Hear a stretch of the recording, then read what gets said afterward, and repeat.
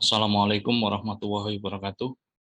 Berjumpa kembali dengan saya pada mata kuliah Rekayasa Energi Terbarukan APE 616311.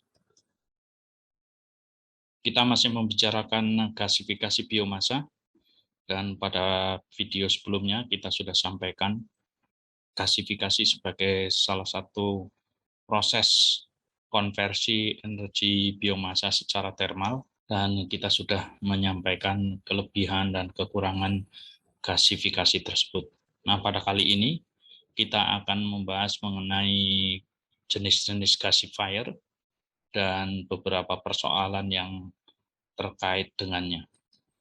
Grafik ini menunjukkan kapasitas gasifikasi secara global. Kita melihat bahwa perkembangan yang sangat tajam ya, terjadi setelah tahun 2008, di mana terjadi kenaikan yang sangat signifikan dari sekitar 55.000 megawatt termal menjadi sekitar 70 megawatt termal. Dan setelah itu masih terdapat perencanaan dan konstruksi gasifikasi di berbagai belahan dunia dan menunjukkan perkembangan yang sangat tajam, sehingga diperkirakan pada tahun 2016 kapasitasnya sudah meningkat menjadi lebih dari 2 kali lipatnya, mencapai 120.000 megawatt termal. Nah, secara umum gasifier itu dibedakan menjadi fixed bed, fluidized bed, dan entrained bed. Untuk gasifier fixed bed ada beberapa jenis, diantaranya adalah downdraft, updraft, dan cross draft gasifier. Kita akan membahas satu persatu kelebihan dan kekurangannya dari masing-masing gasifier tersebut. Yang pertama adalah gasifier downdraft. Gasifier downdraft disebut juga sebagai gasifier co-current. Gasifier ini, di dalam gasifier ini aliran biomasa dan aliran udara adalah searah. Biomasa bergerak dari atas ke bawah, demikian juga aliran udara yang digunakan untuk pembakaran itu juga bergerak dari atas ke bawah. Kita lihat di sini, bahan bakar akan turun ya dari drying zone melewati pyrolysis zone, kemudian zona pembakaran, dan di paling bawah adalah zona reduksi. Kemudian gas-gas hasil pembakaran atau hasil gasifikasi itu ditarik di bagian bawah, disedot di bagian bawah. Itulah sebabnya maka udara bisa mengalir ke bawah. Nah, di dalam gasifier downdraft ini dibedakan menjadi 4 zona, yaitu zona pengeringan, zona pirolysis, zona pembakaran parsial, dan zona reduksi. Seperti yang kita jelaskan sebelumnya bahwa tahap-tahap dalam gasifikasi meliputi 4 tahap, yaitu pengeringan, pirolysis, pembakaran parsial, dan reduksi. Kelebihan dari gasifier downdraft ini adalah bahwa syngas memiliki kadar tar yang rendah, sehingga dapat digunakan langsung sebagai sumber bahan bakar untuk turbin gas atau motor bakar dalam yang bekerja dengan kecepatan rendah. Kemudian dampak negatif terhadap lingkungan itu lebih rendah dibandingkan dengan gasifier yang lainnya. Desain dan pengoperasiannya relatif sederhana. Ini merupakan jenis gasifier yang paling banyak diaplikasikan di seluruh dunia. Kekurangan-kekurangannya adalah bahwa gasifier ini sulit digunakan untuk biomasa berkadar air atau berkadar abu tinggi. Kemudian sarangan yang ada di bawah reduction zone ini itu mudah tersumbat oleh abu yang tinggi, sehingga diperlukan penggetar untuk setiap saat mengeluarkan abu. Kemudian ada masalah aliran bahan, terutama untuk biomasa yang ringan atau yang massa jenisnya rendah. Efisiensi dari downdraft gasifier ini agak rendah. Kemudian kekurangan yang lainnya adalah bahwa syngas itu memiliki suhu yang tinggi dan memiliki nilai energi yang rendah, sehingga syngas ini perlu didinginkan. Gasifier yang kedua itu adalah gasifier updraft atau disebut juga sebagai gasifier counterflow.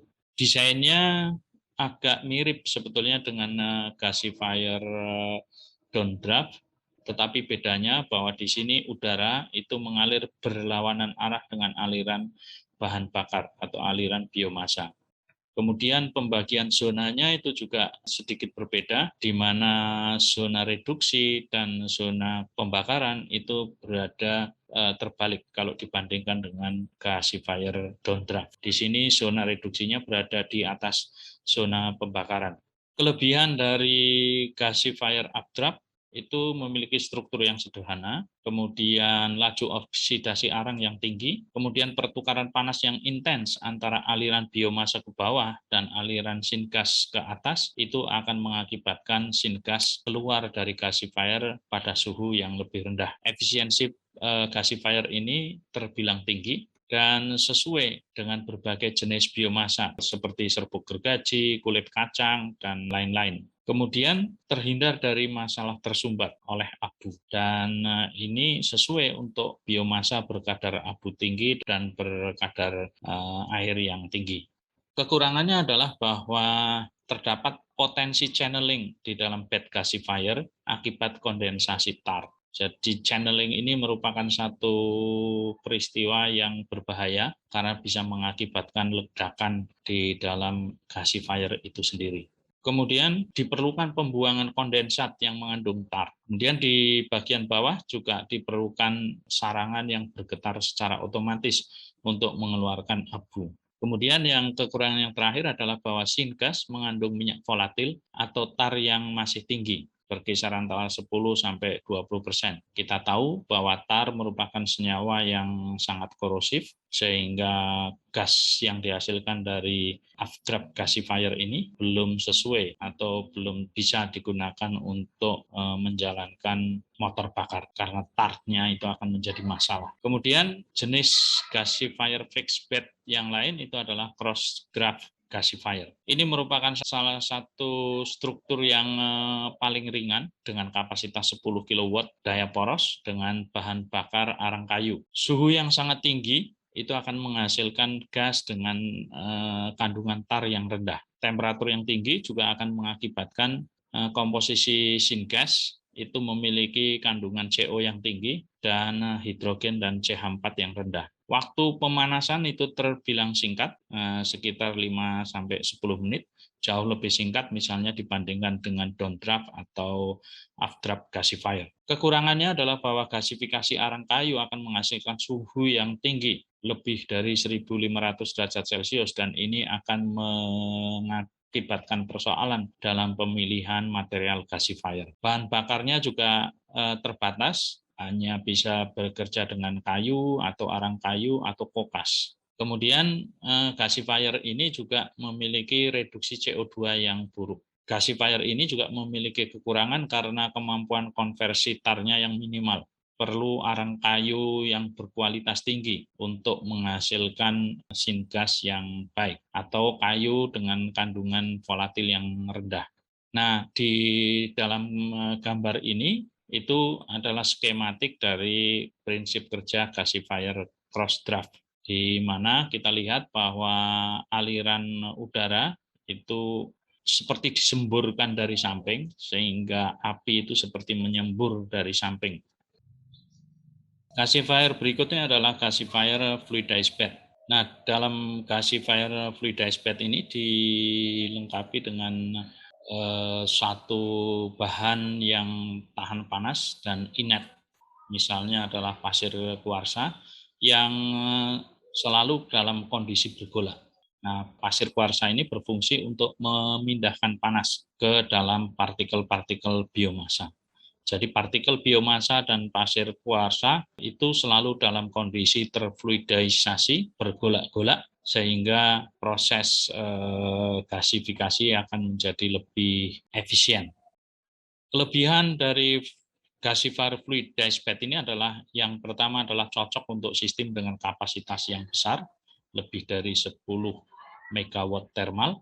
Kemudian suhu gasifikasi itu relatif rendah, misalnya dibandingkan dengan tipe fixed bed pada gasifier fluidized bed. Itu suhunya berkisar antara 750 hingga 900 derajat Celcius. Gasifier ini sesuai untuk biomasa dengan kadar abu yang tinggi atau biomasa yang memiliki massa jenis ringan. Struktur dari gasifier ini lebih kompak dan pertukaran panasnya sangat tinggi yang difasilitasi oleh material yang selalu bergolak. Nah, dalam kondisi yang selalu bergolak ini juga terjadi pencampuran yang intensif sehingga laju reaksi gasifikasi akan menjadi lebih tinggi. Kekurangannya adalah bahwa gasifier ini hanya cocok untuk sistem dengan kapasitas yang besar dan kurang sesuai untuk gasifier yang dirancang dengan kapasitas rendah. Kemudian syngas juga memiliki kandungan tar dan debu yang tinggi. Kemudian pembakaran karbon juga tidak sempurna pada gasifier ini. Kemudian operasi yang kompleks karena perlu mengontrol suplai udara dan biomasa. Kemudian juga diperlukan energi untuk mengkompresi gas. Tabel berikut ini memberikan perbandingan kualitas syngas yang dihasilkan dari beberapa jenis gasifier. Data ini diperoleh dari Jerman. Dalam tabel ini ada beberapa jenis gasifier, diantaranya adalah downdraft, bubble fluidized bed, circulating fluidized bed, kemudian entrained flow, dan entrained flow untuk pyrolysis. Dan kita bisa melihat karakteristik biomasa yang digunakan, diantaranya adalah kayu atau campuran kayu dan jerami. Ada yang menggunakan kulit kayu, ada yang menggunakan hanya jerami. Kemudian oksidan yang digunakan rata-rata adalah udara, kecuali untuk entrained flow itu bisa menggunakan oksigen. Laju aliran masanya kita bisa lihat antara ada yang 150 kg per jam untuk downdraft, kemudian 280 kg per jam untuk entrained flow, dan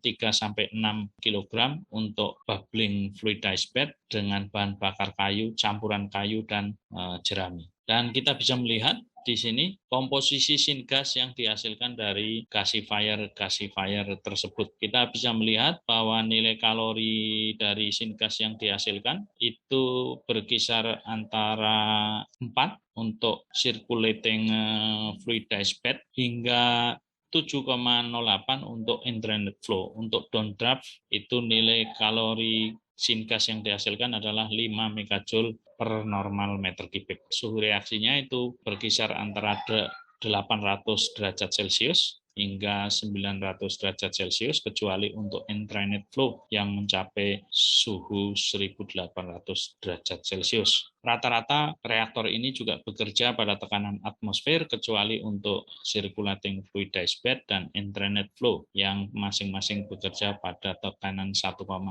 bar dan 2,62 bar. Syngas yang dihasilkan dari proses gasifikasi dapat dimanfaatkan untuk berbagai aplikasi, misalnya digunakan lebih lanjut untuk menghasilkan metanol, bisa diseparasi untuk menghasilkan hidrogen, bisa digunakan sebagai bahan bakar untuk boiler atau turbin gas, dan juga bisa digunakan sebagai synthetic fuel. Berikut adalah karakteristik dari syngas yang diperlukan untuk berbagai aplikasi tersebut. Untuk aplikasi tersebut memerlukan perbandingan hidrogen dan CO yang tertentu. Misalnya untuk synthetic fuel kita memerlukan perbandingan 0,6, sedangkan untuk sintesis metanol kita memerlukan perbandingan hidrogen terhadap CO itu 2. Sedangkan untuk aplikasi bahan bakar di boiler atau turbin gas, perbandingan ini tidak penting. Ya, tidak penting. Kalau untuk sintesis hidrogen yang memerlukan hidrogen yang sangat tinggi. Kemudian kandungan CO2 itu untuk aplikasi hidrogen tidak penting. Demikian juga untuk aplikasi boiler dan turbin. Tetapi untuk aplikasi synthetic fuel dan metanol itu memerlukan kandungan CO2 yang rendah. Kandungan hidrokarbon itu rendah untuk synfuel dan metanol serta hidrogen, dan tinggi untuk boiler dan aplikasi turbin gas. Kemudian parameter yang lain meliputi kadar air, itu seyogianya rendah untuk synfuel dan metanol, dan boleh tinggi untuk aplikasi hidrogen, dan harus rendah untuk aplikasi pada boiler dan turbin gas. Kontaminan sulfur kurang dari 1 ppm itu untuk synfuel dan metanol dan hidrogen. Sedangkan untuk aplikasi turbin itu partikulatnya harus rendah. Demikian juga untuk aplikasi yang lain. Sedangkan kandungan partikulat itu harus rendah untuk semua aplikasi, baik synfuel, metanol, hidrogen, boiler maupun turbin. Tekanan untuk aplikasi synfuel berkisar antara 20 hingga 30 bar, untuk metanol 50 sampai 140 bar, untuk hidrogen sekitar 28, dan untuk turbin sekitar 400 bar. Sedangkan untuk aplikasi boiler tekanannya harus rendah. Suhu berkisar antara 204 sampai 400 untuk synfuel, 100 sampai 200 untuk metanol dan hidrogen, 250 untuk boiler, dan 500 sampai 600 untuk aplikasi turbin gas. Sampai sekarang, gasifikasi biomasa itu masih memiliki beberapa persoalan yang perlu diselesaikan. Yang pertama itu adalah tar. Sebagaimana kita ketahui bahwa proses gasifikasi itu akan menghasilkan syngas yang mengandung tar. Nah, tar ini merupakan salah satu senyawa yang sangat korosif, sehingga di dalam aplikasinya syngas ini perlu gas cleaning dan conditioning untuk menghilangkan kontaminan-kontaminan, tidak hanya tar tetapi juga partikulat, alkali, klorin, sulfur, dan amonia, sehingga syngas akan memenuhi kualitas bahan bakar sintetis.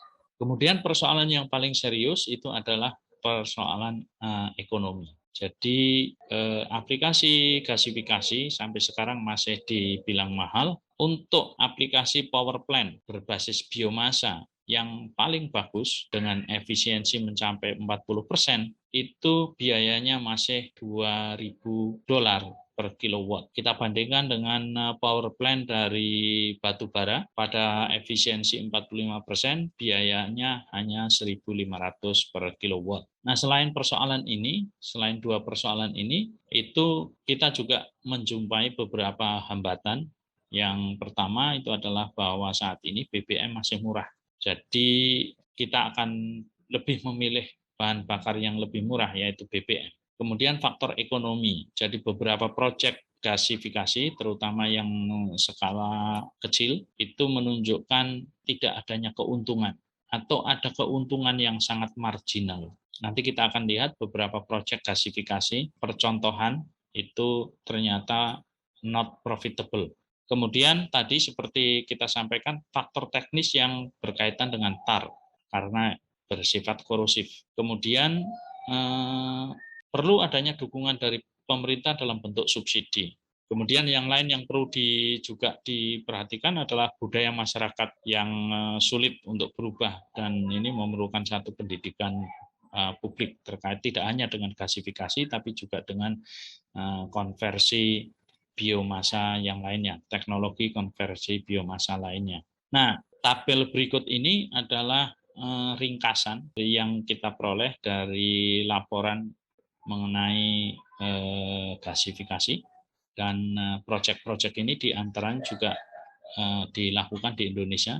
Ini sebenarnya laporannya sudah sangat lama sekali, datanya dipublikasi tahun 1995, tetapi ini penting buat kita untuk melihat mengapa gasifikasi itu susah berkembang. Di Indonesia proyek gasifikasi ini dilakukan, misalnya ada beberapa tempat, ada di Balong, ada di Bubuk, ada di Majalengka, Lembang, Raja Mandala, dan aplikasinya itu untuk power dan heat. Yang P ini adalah aplikasi untuk power, dan H ini adalah untuk heat, untuk panas. Dan laporan ini juga menyajikan data dari negara-negara lain seperti Filipina, Brasil, Vanuatu, Mali, Seychelles, dan Burundi. Total ada 15 aplikasi atau percontohan gasifier yang disurvey. Gasifier yang diaplikasikan mayoritas didominasi oleh jenis down draft gasifier, dan yang lainnya ada cross draft. Ada di cross draft, ada di Majalengka, kemudian di Brasil juga ada 2 gasifier cross draft yang diaplikasikan. Sedangkan bahan bakar yang digunakan ada kayu karet, ada limbah kayu, ada sekam padi, ada charcoal atau arang, kemudian ada sekam juga, ada di Mali juga digunakan sekam, dan juga digunakan peat atau gambut. Dan kapasitasnya, ya, maksimum outputnya itu terbilang ya rendah, karena hanya berkisar sekitar 15 kilowatt listrik. Ya, ada yang sampai di Mali ini lebih dari 95 kilowatt elektrik. Ya, konsumsi bahan bakarnya itu sekitar 1,1 kilogram per kilowatt hours. Brasil ini 4 sampai 10 kilogram per kilowatt hours. Kita bisa melihat efisiensinya itu yang berkisar 21,28%. Ada yang efisiensinya sampai 76-70%. Untuk gasifikasi kelihatannya efisiensinya tidak akan mencapai sebesar ini. Mungkin ini dinyatakan dengan ini yang lain. Efisiensi gasifier pada survei ini berkisar antara sekitar 15% sampai 22%. Untuk aplikasi pembangkit daya, sedangkan untuk aplikasi panas, itu efisiensinya bisa mencapai 77%. Di Indonesia efisiensinya 68% dengan bahan bakar kayu untuk aplikasi panas. Nah, investasinya ini pada tahun 1990 dalam US dollar itu yang paling tinggi di Santa Lucia, Brasil itu 310.000 US dollar dan di Mali 415 US dollar. Dan yang lain-lainnya berkisaran antara ya sekitar 10-an ribu US dollar tergantung dari kapasitasnya. Biaya operasionalnya itu juga bervariasi. Di Indonesia antara 0,08 US dollar per kilowatt hour sampai 0,12 untuk aplikasi power. Sedangkan di Filipina itu bisa lebih murah lagi, hanya 0,03 atau 3 sen hingga 11 sen. Untuk aplikasi panas itu harga per kilowatt hours-nya lebih tinggi, yaitu 3,27 di Brasil dan sampai 41,6 di Raja Mandala, Indonesia. Nah, yang menarik sebetulnya dari laporan ini adalah bahwa semua proyek ini itu tidak menguntungkan secara ekonomi. Profitability-nya itu nol. Yang paling jauh itu adalah bahwa ada profit tetapi sangat margin. Ini catatan penting mengapa gasifikasi itu tidak bisa berkembang dengan baik, terutama untuk gasifikasi yang skala kecil. Kenapa tidak bisa berkembang dengan baik di Indonesia?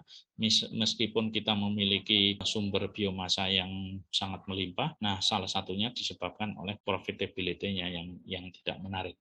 Nah, kami pernah melakukan satu pengujian dengan gasifier tipe downdraft untuk kapasitas 18 kW elektrik atau 30 sampai 60 normal meter kubik gas per jam, dan komponen-komponennya itu adalah seperti ini. Ya, ini adalah inti dari gasifier itu sendiri, ini adalah unit gasifiernya sendiri, di mana reaksi-reaksi tadi, pengeringan, kemudian pirolisis, kemudian oksidasi parsial dan reduksi semuanya terjadi di dalam unit gasifier ini. Dan unit gasifier ini disuplai, nah, di atasnya ini ada semacam hopper untuk mensuplai chip kayu, bahan bakar. Ini adalah gasifier tipe downdraft, sehingga gas yang dihasilkan akan ditarik ke bawah, kemudian didorong atau ditarik melewati satu heat exchanger. Ya, kita tadi sampaikan bahwa salah satu kekurangan dari gasifier downdraft adalah menghasilkan syngas yang bersuhu tinggi, sehingga perlu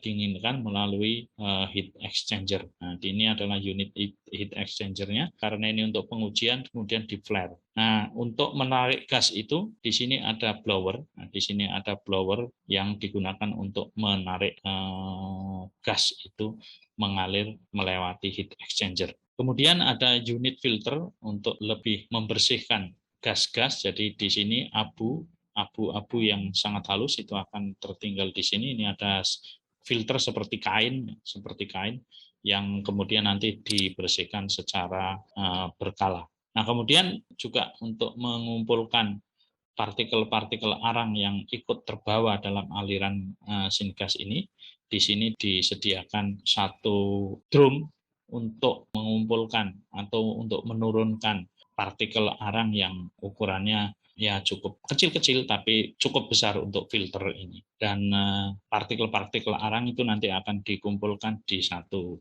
drum untuk mengumpulkan arang di sini. Nah, gasifier ini juga dilengkapi dengan bed vibrator yang akan bergetar untuk menggetarkan sarangan sehingga apinya itu bisa diturunkan. Nah, kita tahu bahwa rumah tangga di Indonesia pada umumnya memasak dengan kayu itu hanya menggunakan tungku biasa seperti ini, dan ini merupakan salah satu contoh penggunaan atau pembakaran yang kurang efisien. Ya, selain itu juga akan menghasilkan asap yang banyak sehingga umumnya dapur-dapur kita itu tidak bersih atau berjelaga, ya, hitam, dan ini sebetulnya juga tidak sehat juga buat kita. Nah, gasifikasi itu dapat diaplikasikan untuk proses-proses memasak rumah tangga ini dengan cara merancang satu tungku, ya, tungku untuk memasak yang bekerja dengan prinsip gasifikasi. Dan di sebelah kiri ini adalah sebuah desain atau sebuah rancangan bagaimana tungku masak itu bekerja dengan prinsip gasifikasi.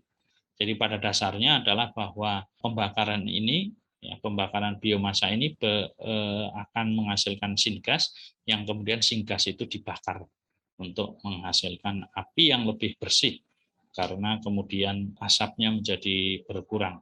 Nah, di sini intinya adalah bahwa kita menyediakan satu aliran udara sekunder yang digunakan untuk membakar gas-gas yang dihasilkan dari proses gasifikasi di bawah ini. Nah, kita akan melihat beberapa desain mengenai tungku masak yang bekerja dengan prinsip gasifikasi. Ini yang pertama adalah tungku gasifikasi yang dirancang oleh Belonio di Filipina menggunakan bahan bakar sekam padi. Nah, ini seperti ini, sekam padi dimasukkan di dalam tabung ini. Kemudian ini adalah api yang dihasilkan. Nah, tungku gasifikasi ini dilengkapi dengan kipas kecil ya, yang digerakkan menggunakan listrik, dan ya kita bisa mengatur nyala api ini, warna nyala api itu dari aliran gas yang didorong menggunakan kipas. Kita bisa melihat apinya relatif biru seperti api yang dihasilkan dari pembakaran misalnya gas LPG. Dan ini adalah kompor gasifikasi. Meskipun bentuknya seperti kompor minyak, jangan salah bahwa ini sebagian adalah kompor-kompor ini semuanya menggunakan bahan bakar kayu atau bahan bakar biomasa. Kompor-kompor ini adalah invensi dari Universitas Brawijaya. Ini dikembangkan oleh Profesor Nur Huda. Dan ini adalah beberapa jenis dari kompor gasifikasi biomasa, dan kompor ini sudah dipasarkan bahkan sampai diekspor ke luar negeri. Kita bisa melihat ya, apinya itu tanpa asap, dan tentu saja ini efisiensinya akan menjadi lebih bagus.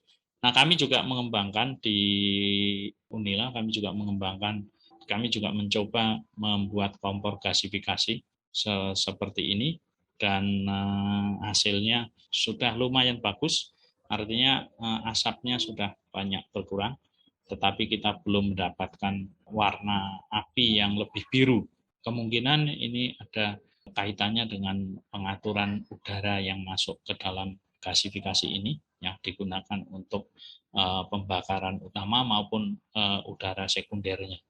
Demikian saja untuk gasifikasi kali ini. Terima kasih atas perhatiannya. Kita berjumpa di video berikutnya. Assalamualaikum warahmatullahi wabarakatuh.